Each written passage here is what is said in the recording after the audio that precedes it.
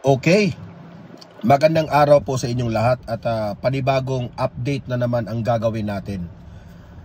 Alam niyo naman na sa nangyari po kay former President Duterte, alam naman natin na ginigipit ang mga Duterte. Si VP Sara po ay tinatrabaho na nila ang impeachment ni VP Sara. Ang mga kaalyado po ni former President Duterte, sina Harry Roque, sina Pastor Apollo Kibuloy, alam natin na sila po ay tinatrabaho ng gobyerno para patatahimikin, no? Kasi po sa ating pong mga previous na mga analysis, ito po ay ginagawa ng administrasyong Marcos kasi sa tingin po natin it's because of greed and power. Alam nyo naman na itong Marcos ay may history sila sa yung hindi na bibitaw sa pwesto, di ba? Alam natin na itong si Marcos Sr., kung halos 20 years yung nanunungkulan bilang presidente sa bansang Pilipinas. At ayaw natin yang mangyari uli dito kay Bongbong Marcos Jr., di ba? So, ganun pa man, lahat ng mga supporters ng mga Duterte, mga DDS, lungkot na lungkot po in the past 3 years, di ba? Nalulungkot po in the past 3 years. Kasi po, alam natin na unti-unti ng mga nakukulong ang mga kaalyado ni Duterte hanggat si Duterte na talaga ang nakulong, di ba? So, eto, sabihin ko sa inyo, itong vlog natin ngayon, itong update na ipapakita ko ngayon sa inyo, ito yung nagpapatunay ngayon na hindi sa lahat ng bagay si Marcos po ay mananaig. Hindi sa lahat ng bagay na itong mga Romualdez, yan si First Lady Liza Araneta Marcos at ang ating administrasyon ngayon na si sa presidency, no? Sa pagiging president ni Bongbong Marcos, hindi po tayo always na nasa taas. Yan ang lagi natin tandaan. Kasi po, no? Alam na po ng taong bayan na ano ang totoong dahilan bakit actually alam na natin noon pa, pero marami sa mga kababayan natin sa bansang Pilipinas ay nagising, no? Na sabi nila ay hindi na ito tama, parang mali na ito, parang lahat ay may sistema na parang unti-unti na nilang pinatahimik ang mga kalaban nila. Kasi alam naman natin po na ang mga Duterte lamang po ang may confidence na magsasabi ng totoo kung meron mang mga kabalastugan. Okay? So itong vlog na ito, dito natin na-analyze na may panahon rin na mababagsak itong administrasyong Marcos. What do I mean mababagsak? Hindi na sila makabalik sa politika, no? Hindi ko ibig sabihin na ang gobyerno ang babagsak, mali yan. Ang babagsak po ang pagiging Marcos. Kasi ano na sila bumalik na sana yung pangalan nila. Ito na sana yung pagkakataon na patutunayan nila na ang mga Marcos magaling. Pero yun pala, ang mga tao na realize nila na ang mga Marcos ay mga sinungaling, mga Marcos po ay kagaya rin ng mga Marcos Sr. Kung ano yung ginawa nila noon dati kay Ninoy Aquino, parang history repeats itself. Kasi po, kung yung una nating pag-uusapan ay ito pong patungkol dito kay Representative Nograles. Itong mga topic natin ngayon, ito yung mga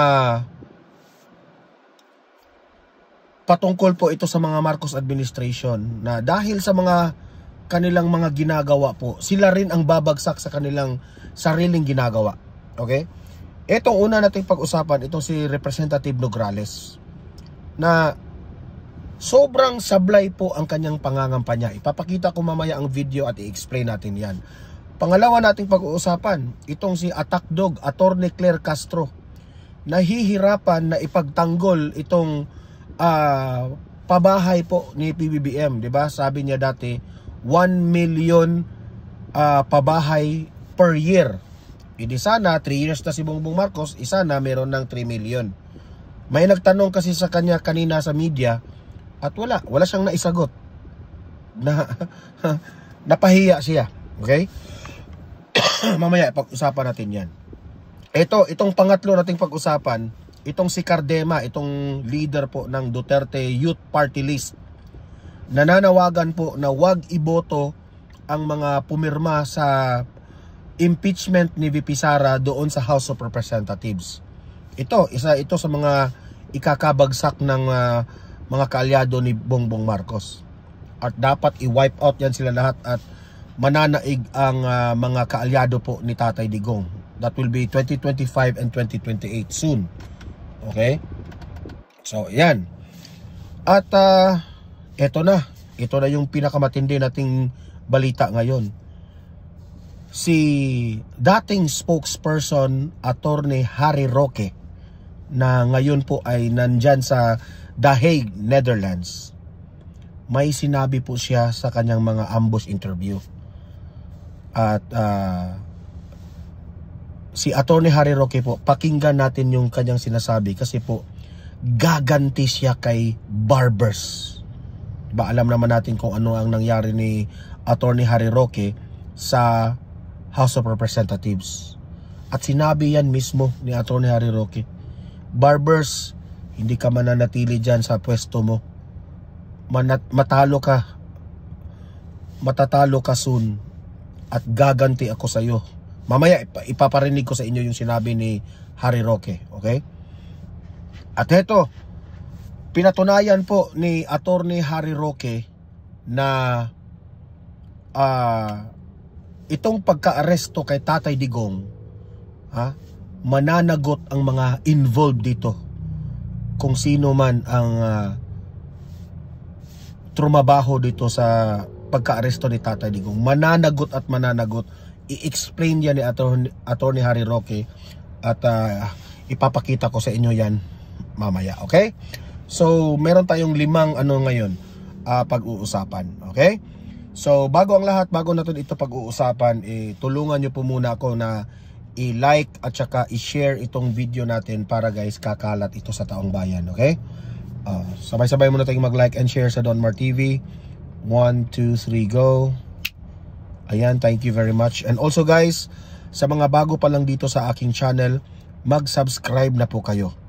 Importante pong mag-subscribe para updated kayo lagi sa ating mga balita. At the same time, yung mga cellphone ninyo ay ma-notify yan kung meron tayong bagong uploads, meron tayong breaking news, o nagla-live ang Don Mar TV, ma-notify kayo, okay? So, sabay-sabay tayong mag-subscribe sa Don Mar TV. 1, 2, 3, go. Okay, nakasubscribe na ba lahat? Okay, unahin natin yung video ni Representative Nograles na sobrang sablay itong pangangampanya niya. Okay? Panoorin po natin. Play. Ini ang realidad nato. Pag di ta makabalik sa Congress, pag mawalan ng Nograles sa Congress, magsarado na ang opisina nato. Sabi niya, kapag hindi raw siya mananalo ulit, ang kanyang opisina raw ay sasara. Kasi hindi na siya mananalo eh. Yan ang ibig niya sabihin. So, parang sinabi niya dito na dapat niyo akong iboto ulit para hindi sasarado yung opisina natin. Yun ang una ha. Patuloy. Kung magsarado na ang opisina nato, wala na tang assistance mahatag sa mga tao. So, ibig sabihin, kapag masarado ang kanyang opisina, hindi na raw sila makapagbigay ng cash assistance. Yan ang ibig niyang sabihin eh. I don't know what kind of cash assistance ang mga sinasabi ni Nograles, pero I think yun mga pang-hospital siguro, ganyan, di ba? So, ang gusto niyang iparating dito sa kanyang pangangampanya ay dapat siyang iboto para kung manalo siya, mananatili pa rin ang kanyang opisina na kung merong manghihingi ng tulong sa cash assistance, meron pa rin nandyan pa rin, makatulong pa rin sila. Parang gano'n yung sinasabi niya. Alam mo, maling-mali yung pangangampanya mo na ganyan, Nograles. Para ka rin na rin nanunumbat sa taong bayan eh. Alam mo, walang problema, Nograles, kung matatalo ka. Kasi kung matatalo ka, meaning merong nananalo. At kung merong nananalo, merong papalit sa gagawa mo. Okay? So, hindi lang naman ikaw ang nagbibigay ng cash assistance. Anong akala mo sa sarili mo? Ikaw lang ang may kakayanan para magbigay ng cash assistance? Yan ang hirap sa inyo, Nograles. Kasi, ang mensahe po ninyo sa mga pangangampanya nyo ay pera. Laging pera po ang nasa utak ninyo. Yes, alam ko, ang taong bayan nangangailangan ng pera. Pero hindi sa lahat ng panahon na ipamukha mo sa taong bayan na kung wala ka, wala na din silang marireceive na cash assistance. Hindi ganyan. Kasi kung matatalo ka, Nograles, meron ring papalit sa inyo na mas matino, mas magaling. So sa'yo po yung branding ninyo na kung hindi nyo kami iboto, masarado yung opisina natin. Kung masarado ang opisina natin, hindi na tayo makapagbigay ng cash assistance. Mali ka dyan. Kasi po, bilang isang leader, bilang isang public servant, Nograles, hindi lang cash assistance ang trabaho ninyo Kasi kung ganun, marunong rin ako niyan. Bigyan mo lang ako ng pera ng gobyerno, mamimigay ako ng cash assistance sa mga tao. Kaya ko rin yan. Di ba? Alam mo, Nograles, hindi lang ganyan po ang trabaho ng pagiging representative o kongresista. Mag-isip-isip ka. Hindi lang puros pera. Mag-isip ka ng proyekto, mag-isip ka, be creative kung papaano po ang taong bayan makapagtrabaho, gaganda ang kanilang buhay, paano sila makabili ng mga murang pagkain. Ganon. Hindi yung hindi na makapagbigay ng assistance. Bobo ka pala eh. Di ba? Alam mo, sa totoo lang, Nograles, hindi ka mananalo sa 2025. Hindi yan, sa totoo lang, hindi yan kawalan ng taong bayan if matalo ka. Sa totoo lang. Prangkahan na kita. Okay? Yan ang hirap kasi ngayon sa mga kaalyado ni Romualdez, itong si Tambaluslos, itong pinsan ni Bongbong Marcos ba? Kasi po, ang datingan kasi ninyo, pera-pera lang eh. Tama talaga yung sinabi ni Vice President Inday Sara Duterte na yan ang sila Romualdez, no? Nananalo lang kayo dahil sa pera eh. Dalawa lang kasi yan eh. Yung mga politiko na maraming pera nananalo dahil kinokontrol ang taong bayan through pera, di ba? Kasi mayaman kayo eh. Pero merong mga kandidato na nananalo kasi po nakikita ng taong bayan ang kanilang serbisyo. Merong ganun. Now, ang tanong ko sa iyo, Nograles, saan ka nabilong? Saan ka doon? Nananalo kasi pera-pera lang? O nanalo kasi magaling kang magserbisyo, magaling kang leader, mautak ka? Pumili ka doon. Kasi ako, I'm very confident, ang mga Duterte, dito ang ginagamit eh, utak eh, hindi pera ang ginagamit. Di ba? So, kayong mga leaders, let me remind you, kayong mga government officials, hindi po sa lahat ng bagay, mabibili nyo ang tao sa pera. Kasi po, sabi nila, legal na po ngayon ang vote buying. Kasi, ang ibig kong sabihin sa mga ayuda-ayuda na yan, sila yung may pakana dyan sa mga ayuda na yan eh. Okay? So, sablay ka dito, Representative Nograles. Mga taga Davao, do not vote for this woman. Ako na magsasabi sa inyo. That's my opinion pero ako, do not vote this one. Go for the leader na ito yung gagamitin, hindi pera. Okay, move tayo sa next topic natin, na itong si Attorney Claire Castro, nahihirapan na talagang ipagtanggol itong mga pangako ni Bongbong Marcos na pabahay raw, di ba? 1 million pabahay in 1 year. Nako po, sobra pong ano yan, imposible yan. O, ito, panoorin natin itong si Attorney Claire Castro. Play. Kung meron po tayong estimate, mga ilang milyon po ito? Wala pa po siyang milyon. Sa loob po ng 3 taon. Itong si Mr. Real Talker tumatawa eh.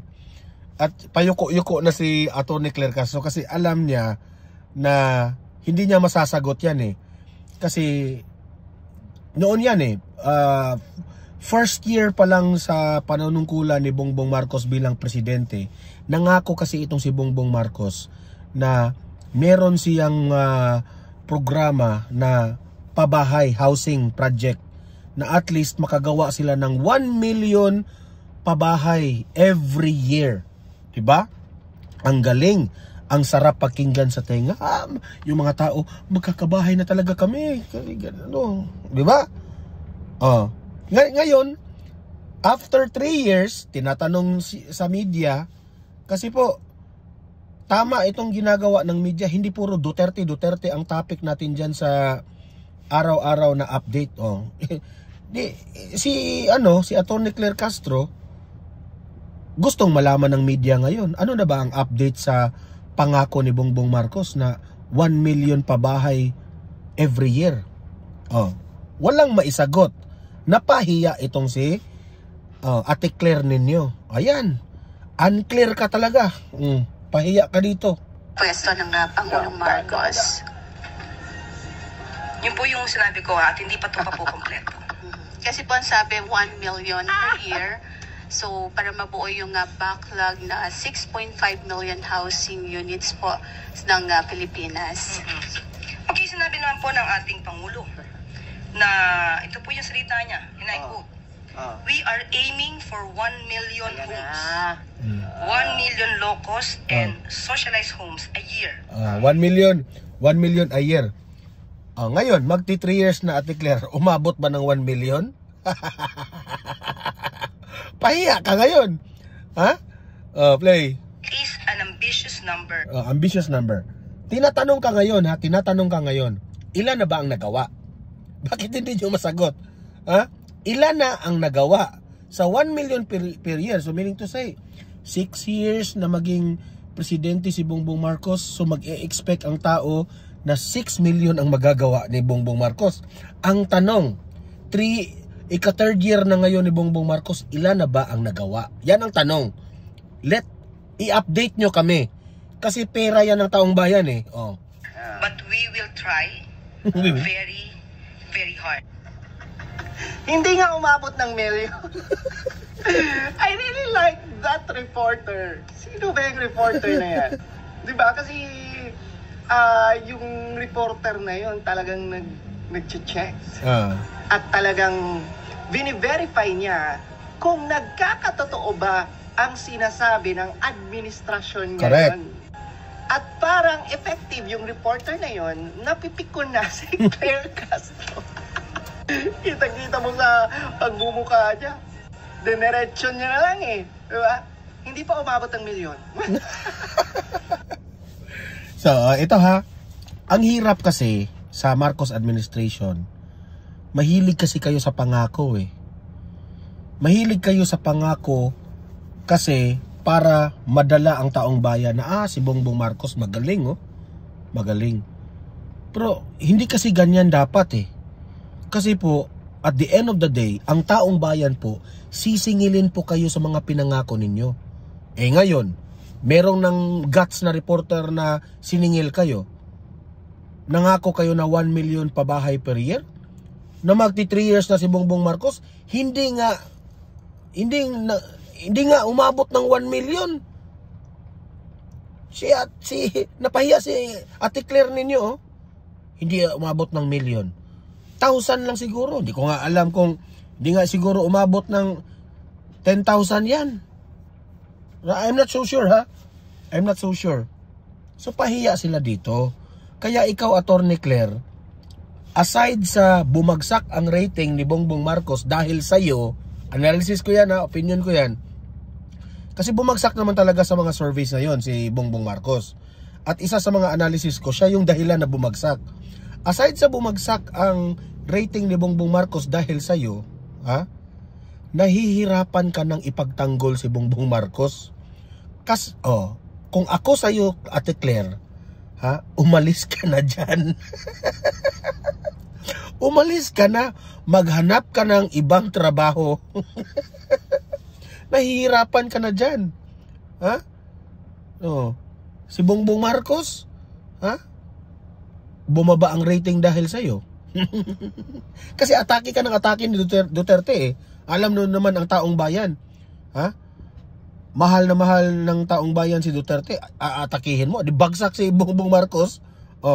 Tapos ngayon, ikaw, kitang-kita po namin na ikaw po'y nahihirapan. So, what's the meaning? Umalis ka dyan, ha? Mag-resign ka. Hindi bagay sa'yo yung trabaho mo, sa totoo lang. That's my own opinion, ha? Hindi bagay sa'yo. Okay.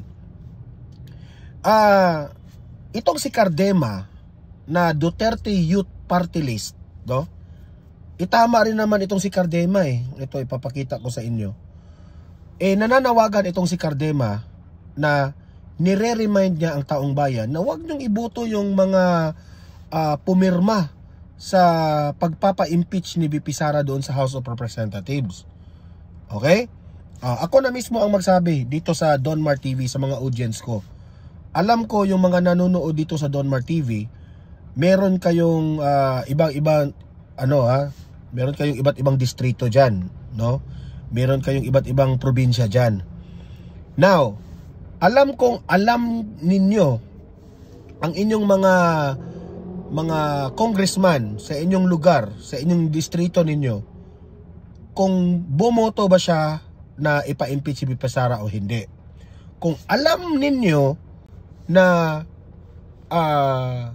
binoto niya para ma-impeach si VP Sara, wag mong ngayong 2025 election, wag nyo rin siyang iboto. Okay? Kung nag-vote siya na i-impeach si VP Sara, wag nyong iboto ngayong 2025 yang nyo. Okay? Ito yung sabi niya. Wag niyong iboto yung mga nagtrahidor kay Vice President Sara Duterte. Tama.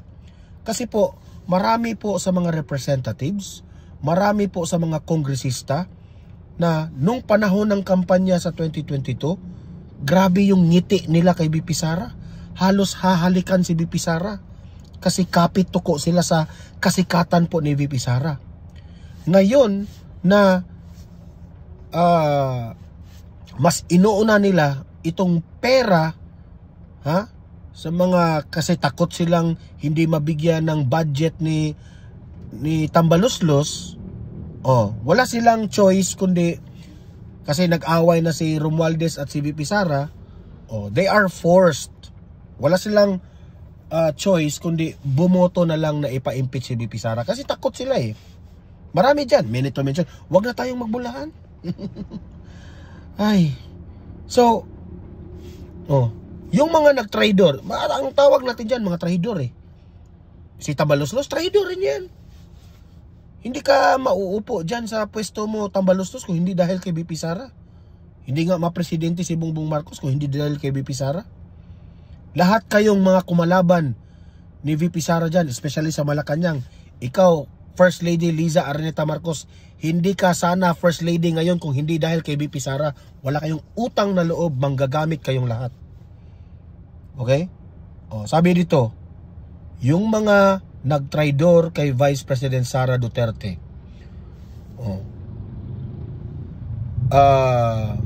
sa Kongreso na na-impeach siya dahil alam natin mayorya ng mga Pilipino ng mga syudad at distrito ibinigay ang boto kay Sara Duterte. Kaya siya ang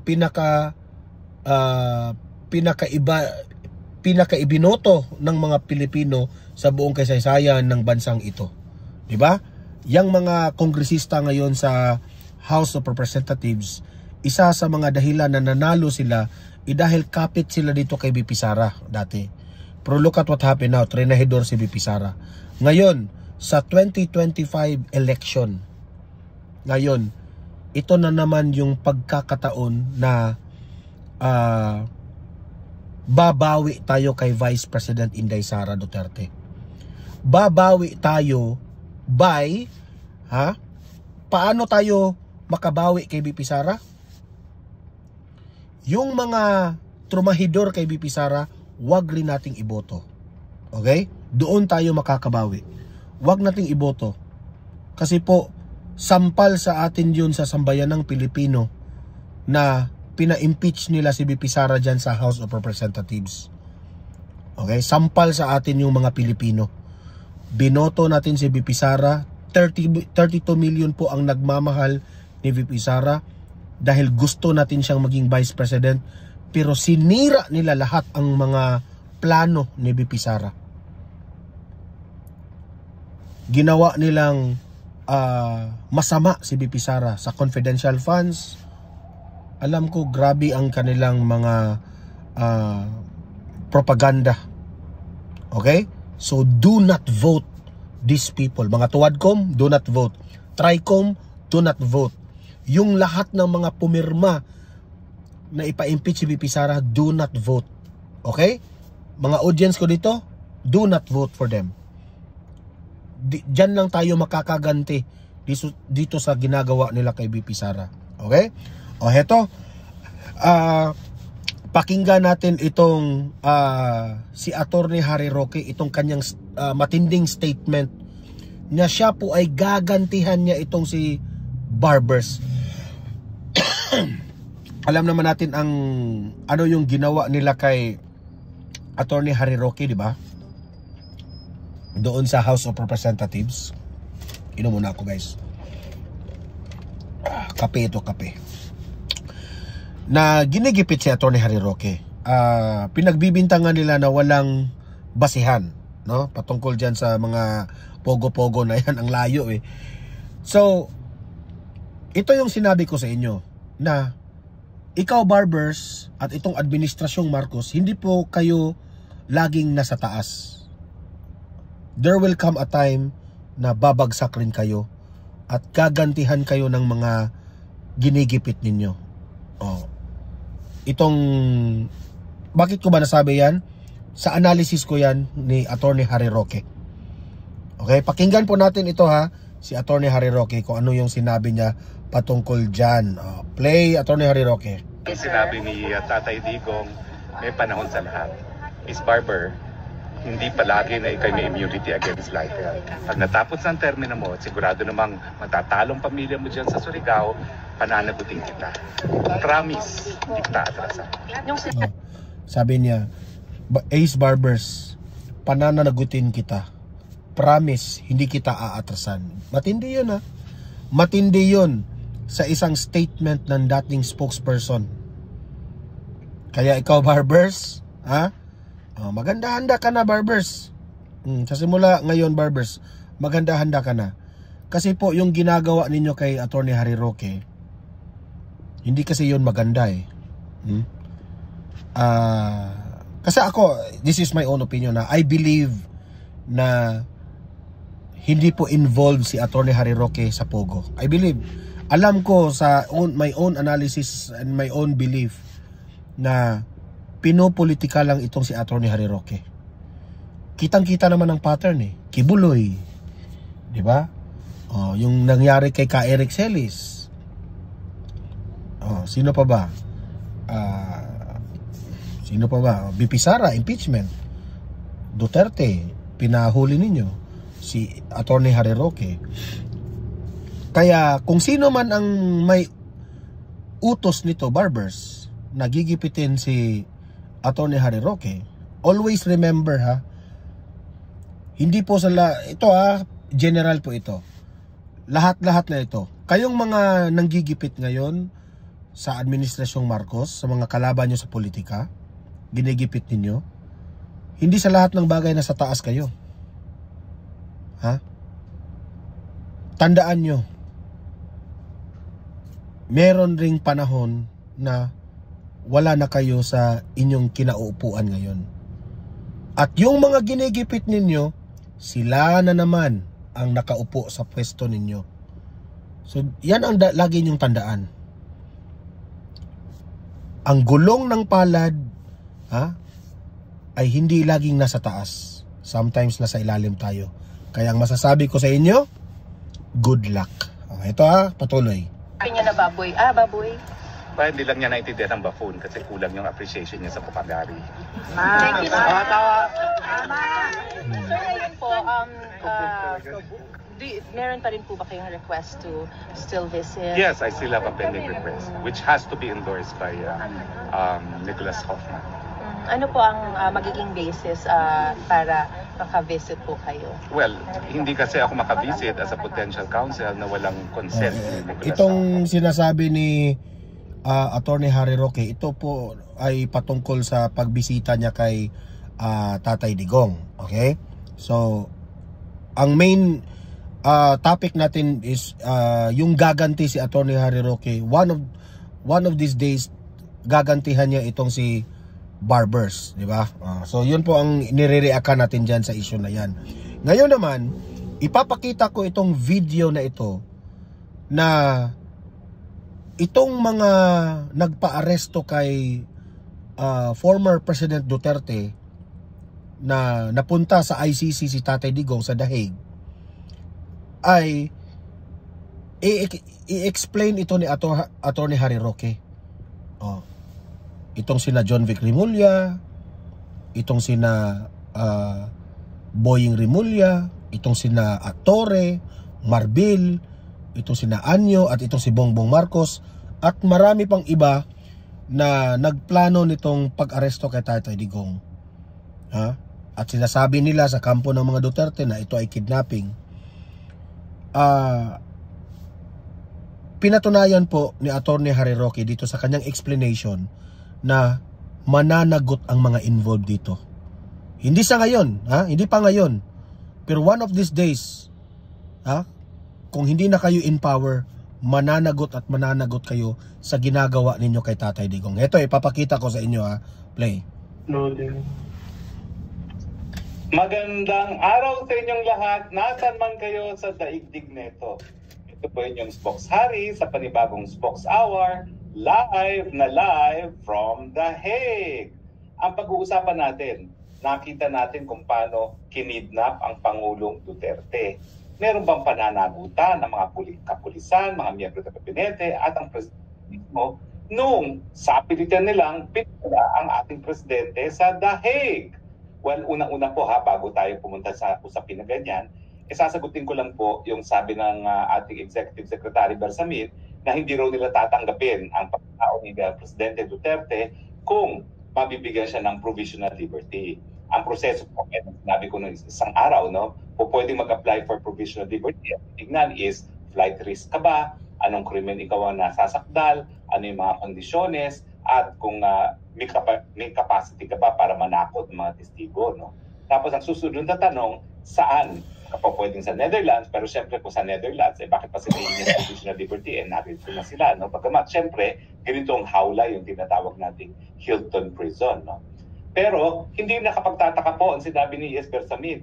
Kaya nga nila kinidnap at pinadala sa The Hague dahil ayaw nila nasa Pilipinas sa Presidente Duterte dahil kasama si Vice President Duterte, siya ay napakalaking tinik sa kanilang kagustuhan na magkaroon na naman ng Marcos Forever Part 2. So hindi na po kami nagtataka, ES, na talagang hindi nyo patatanggapin ang pagkatao ni Presidente Duterte. Pero sa tingin ko, hindi rin kayo patatawarin ng taong bayan.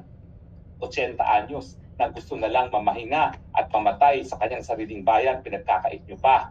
Huwag po kayo mag-alala. Nakaukit po yan sa puso at isipan ng mga taong bayan. Karagdag. Tama itong si Attorney Harry Roque. Itong ginagawa nila kay former President Duterte, hindi po ito malilimutan ng taong bayan. Nakatatak na po yan sa history ng Pilipinas. At hindi ka patatawarin ng taong bayan dyan, Bongbong Marcos, sabi ko sa iyo. Ang kasalanan ng Marcos administration sa sambayan ng Pilipino. Hindi po yan mabubura sa aming isipin. So ano nga bang krimen ang nangyari nung sapilitang isinakay nila si Presidente sa eroplano na nagdala sa kanya sa dahig? Well, ang ginagamit po nating term ay kidnapping. Pero sa totoo lang, ang kidnapping po, hindi po pwedeng gawin ng isang taong gobyerno. Kapag taong gobyerno po ang nanupil ng kalayaan ng liberty, ang tama pong krimen na nagawa ay yung tinatawag na arbitrary detention. Ano ba yung mga elemento ng arbitrary detention? Number one, yung nasasakdal o yung taong gumawa ay isang taong gobyerno. Pangalawa, pinakait niya yung kalayaan ng isang tao. No? Dapat merong aktual na paghuhuli at restraint ng kanyang kalayaan. Pangatlo, ito ay walang legal na basihan. So tignan natin kung nandyan ba yung mga elemento. Una-una, taong gobyerno ba lahat ng gabinete at ang presidente na nagkonsyabahan, conspiracy na ipagkait ang kalayaan ng dating presidente Rodrigo Roa Duterte. Ang sagot, oo. Element 1, present. Element 2, nagkaroon ba ng aktual na pagdedetene kay Presidente Duterte? Well, nakita naman natin sa video, tinanong nga ni Presidente doon sa Villamor, ako ba'y under arrest? Opo. Anong dahilan? Hindi nila naman pinakita yung warrant of arrest ng ICC. Pero ang sinasabi nila, Interpol, ICC. Pero wala pong kaduda-duda na nung panahon na yon, hindi makakaalis Presidente doon sa Villamor. Kasi sa katutak ng pulis ang naroroon para siguraduhin na hindi siya makakaalis doon sa Villamor. So, element number 2, present! At ang pangatlo, ang detention is without any legal basis. Yan po ang pag-uusapan natin. Legal na basihan ba yung warrant of arrest? Well, kung yung warrant of arrest ay dumaan sa tamang proseso, legal po yan. Pero ang sinasabi nga natin, hindi tama ang proseso. Ano yung hindi nasunod? Yung Article 59 ng Rome Statute na dapat yung unang-una humingi muna ng kooperasyon sa pamamagitan ng DFA ang ICC. Pangalawa, humingi rin ng assistance sa Interpol ang ICC. Hindi po parehong naganap yan. No? Unang-una, wala pang ang request na nagagawa ang ICC sa Pilipinas, ayan na sila, inaresto na nila. Pangalawa, wala namang kahit anong kooperasyon na hiningi ang ICC sa Interpol at wala pang ginagawa ang Interpol. No? Kasi walang red notice alert labang kay Presidente Duterte noong mga panahon na yon. Pangatlo, meron lang diffusion notice na ang nagpadala naman ay Pilipinas. So baliwala yun. Parang ang Pilipinas, hinihingi niya sa sarili niya. So ibig sabihin, sadya talaga nilang arestuhin si Tatay Digong, di ba? Kasi kontra nila sa politika eh. Pilipinas na arestuhin si Presidente Rodrigo Roa Duterte. Now, paano sana naging legal yung warrant of arrest na inisyu ng ICC? Well, naging legal sana yan kung pinadaan sa proseso. Ang sabi ng Rome Statute, papadaanin natin yan sa pamamagitan ng proseso ng extradition.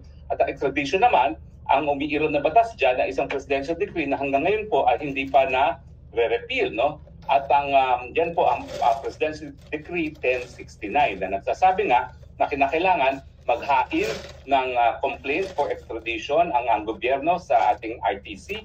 Ang RTC mag-i-issue ng warrant of arrest, tapos dadali ng tao sa hukuman at tatanungin ng hukuman, ikaw nga ba itong taong hinihingi na kung sino man humihingi, anong krimen na nagawa mo, at kung meron bang legal na basihan nga na para arestuhin yung tao. Yung issue na kung meron legal na basihan, hindi po naging issue sa lokal na hukuman kasi hindi nga nila pinadala sa lokal na hukuman. Ang ginawa nila, diniretso nila sa ICC na hindi naman po yan ang intensyon. Alam niyo po kung babasahin natin yung travaux préparatoires. Ano yung sabihin ng travaux préparatoires? Ito po yung proceedings nung sinusulat nila ang Rome Statute. Kaya linagyan niyang article na yan na kinakailangan dalhin muna sa lokal na hukuman.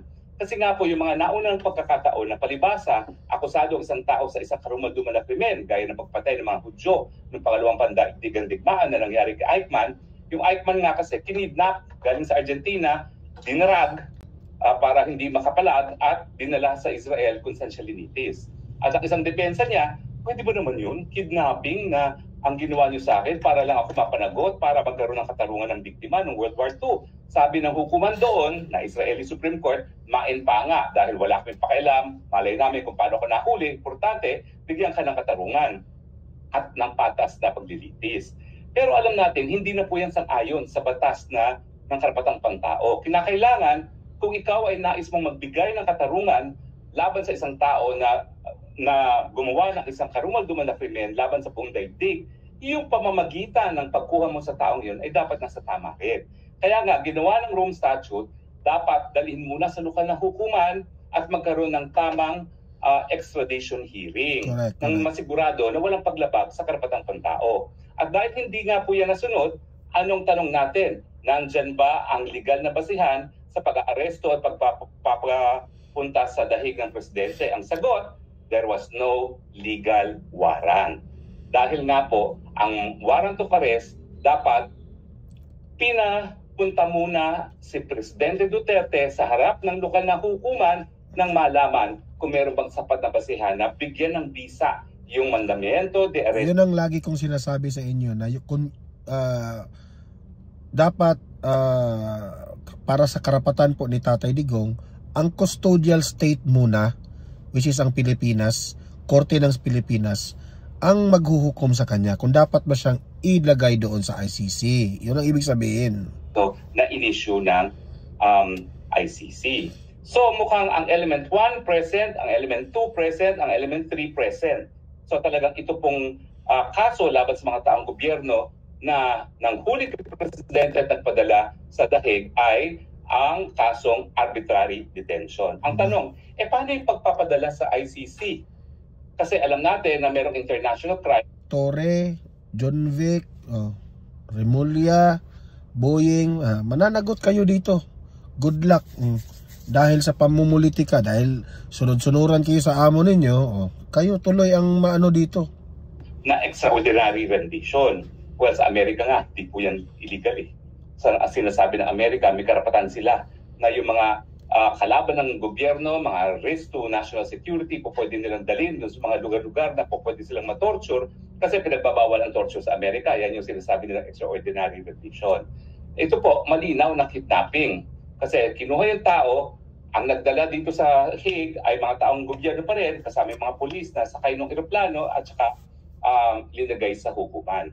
Ang tanong, paano yung mga tao ng ICC? Hindi ba sila conspiracy rin? Well, ang sagot po dyan, sang-ayon sa ating batas Pilipinas, kung matapos masabihan ang mga maestrado dito sa ICC kung paano nakuha ang pagkatao ni Presidente Duterte at nagpilit sila na ituloy ang proceedings, ang aking posisyon, pati mga maestrado po pwedeng maliti sa Pilipinas. Dahil sila ay magkakaroon na ng konsabahan, conspiracy na ipagkait. So, meaning to say, ang ICC rin, kung mapapatunayan po na mali po yung pag-aresto ni Tatay Digong, tapos they continue to paglilitis dyan sa dahig, mananagot rin sila. Ang mga taga-ICC mananagot rin sila kung ipagpatuloy nila yan. Kayaan ni Presidente Duterte, bagamat ang pamamaraan nga na nakuha yung kanyang jurisdiction sa kanyang pagkatao ay illegal through kidnapping. Pero sa ngayon, di ba natin alam? Kasi sigurado naman ako, ilalabas yung issue ng pagiging illegal ng paghuli sa kanya at titignan natin kung anong sagot ng mga maestrado. Totoo po na meron talagang provision sa Rome Statute na merong immunity yung mga opisyalis ng hukuman. Kung ang korte naman mismo, ang ICC mismo, magbabaliwala kung ano nakasaad sa ICC, bakit ang Pilipinas naman, i-honor yung immunity nila? Gayong pag nalaman na nila na illegal yung pamamaraan ng pagkuha sa kanyang pagkatao, nagpilit pa rin sila, alam naman nila na sa batas ng Pilipinas, meron silang pananagutan. Paano natin sila makukuha? Well, kung kinidnap nila si Presidente at dinala sa dahig, anong pipigil sa Pilipinas? Para kidnapin din sila, dalhin sa Pilipinas at litisin at ikulong. Diba? Kaya nga po ako, ang sinasabi ko, daanin natin ang lahat sa legal na pamamaraan. Tama. Pati yung pamamaraan ng paghuli sa isang akusado. Remember, it is the paano yan? Nagmamatigas si Torre rule. Kung ayaw nila na kidnapin yung mga nagpakulong kay Presidente at dalhin sa Pilipinas, litisin at ikulong sa correctional for women, importante, igalang din nila yung karapatan ni Presidente Duterte at matapos mapruebahan na ang kanyang pagpapadala rito ay through kidnapping, arbitrary detention, dapat mag-order na palayain ang Presidente Duterte. Wala po akong linalaba. Statement of fact lang po yan. Kasi nga po, kung magpipilit tayo ng yung tinatawag nating unilateral action, yung aksyon na sang-ayon lamang sa punto de vista ng isang partido, po pwedeng gantihan yan nung kabilang partido na gagawin din niya kung ano yung gusto niyang gawin. No? Kaya nga po, dapat lahat sumusunod sa rule of law. At bagamat hindi pa nga nahahain... Pero ang problema natin dyan, Atty. Harry Roque, itong administrasyon ni Marcos hindi po sumusunod sa rule of law. Yung issue ng pagiging illegal ng pag-aaresto ng Presidente Duterte, matapos yan, ang aking paninindigan bilang isang Pilipinong lawyer, kapag nasabihan sila kung paano at hindi sila nag-order na i-release ang Presidente, pati sila may pananagutan sa batas Pilipinas. At huwag kayong mag-isip na palibasa, sibilisado mga Pilipino, hindi natin magagawa ang ginawa nila kay Presidente Duterte na pinakidnap nila si Presidente Duterte. Yun lang po. Wala akong krimen dyan dahil ang alam ko naman is the golden rule. Kaya nga po sinasabi ko, dapat daanin lahat sa batas, sa tamang proseso. Pero premature nga kasi hindi pa naman natin alam kung ano maging desisyon ng mga maestrado matapos masabihan sila at mapruebahan na kinidnap na po ang Presidente Duterte.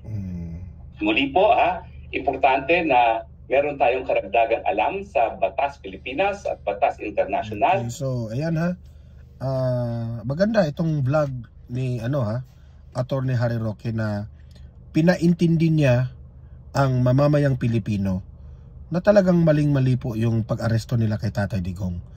At posibleng mananagot po yung mga nagpapahuli, yung nagpapa-aresto kay Tatay Digong. At kung mapatunayan yan na illegal po ang kanyang pag-aresto, dinala doon sa ICC, no? At mag-i-insist ang ICC na lilitis talaga dito yan, mananagot rin ang mga taga-ICC. Malinaw yan, Okay? So, kayo mga audience ko dito sa Don Mar TV, mag-comment, mag-react po sa ating mga pinag-usapan dito at usap-usap tayo sa comment section, okay? Guys, don't forget i-like at saka i-share itong video na ito para kakalat ito sa taong bayan.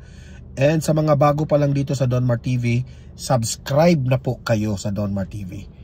Okay? So maraming salamat po. Meron po tayong pangalawang channel natin, Don Mar TV Balitang Totoo. Subscribe rin kayo doon. Meron tayong mga videos doon na mga uploads, political news na hindi natin ina-upload dito sa main channel natin, okay? At maraming salamat sa mga audience, sa mga moderators, sa mga nagpapakape. Thank you very much. Always remember, kayo po ang aking inspirasyon para ilahad sa inyo ang aking opinion sa nangyayari ngayon sa ating lipunan. Okay? See you in my next video. See you in my next live. Have a great day. Have a great night. And God bless po sa ating lahat.